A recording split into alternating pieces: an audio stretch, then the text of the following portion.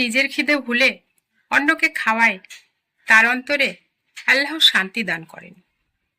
নিঃস্বার্থ দান প্রাপকের জীবন বদলায়, দাতার অন্তরে শান্তি ও প্রশান্তি দেয়। সাহসী মানুষ সেই নয় যে কখনো ভয় পায় না, বরং সেই যে ভয়ের মাঝেও সামনে এগিয়ে যায়। মানুষ ভুলে যায় কথার মূল্য, অথচ একটি কথা কারো হৃদয়ে ভেঙে দিতে পারে, আবার গড়ে তুলতেও পারে। মিষ্টি কথা দান করার মতোই একটি দান, আর তিক্ত কথা হতে পারে সবচেয়ে বড় আঘাত। যে নিজের সময়কে মূল্য দেয় সেই আসল জীবনের স্বাদ পায়। সময়ই জীবনের পুঁজি। সঠিক ব্যবহার করলে জীবন গড়ে ওঠে, নষ্ট করলে সব ভেসে যায়। ক্ষমা করতে পারা দুর্বলতা নয়, বরং মহান শক্তির পরিচয়।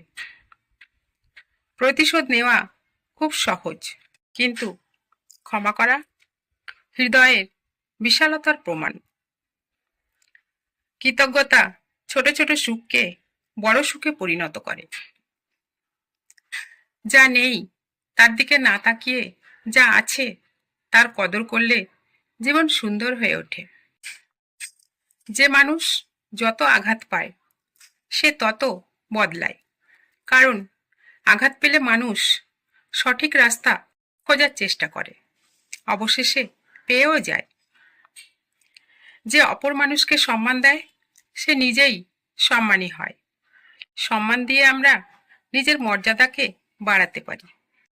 অতিরিক্ত ভক্তি, শ্রদ্ধা, ভালোবাসা, যত্ন যাকে করছেন, ভাই, বোন, সন্তান, যেই হোক না কেন, আপনার প্রাপ্য আঘাতটা যথাসময়ে সে দিয়ে দেবে, কোনো ভুল নেই। মানুষ যতক্ষণ না হেরে যায় মনে, ততক্ষণ তাকে হারানো যায় না। ভেতরের মনোবল ধরে রাখাই জয়ের চাবিকাঠি।